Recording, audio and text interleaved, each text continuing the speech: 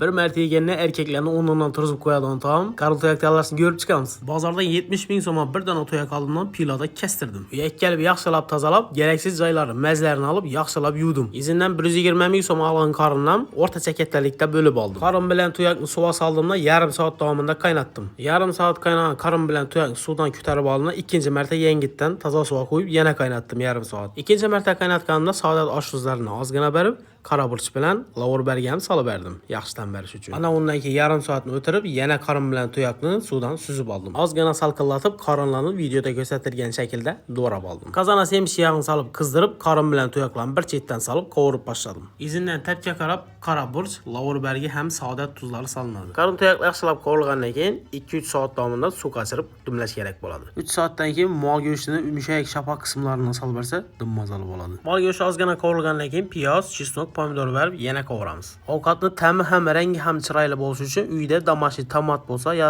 licho bo'lsa solib bersak zo'r bo'ladi. Qorin to'yakka suv qachiramizda yana 1,5-2 soat dimlab tayyorlatamiz. Ovqat 100% tayyor bo'lgandan keyin shu ko'rinishga keladi. Sizlar ham uylaringizda tayyorlab ko'ringlar, hammangizga tavsiya qilaman. Saodat osh tuzlari bilan hamisha ovqatlar mazali bo'ladi.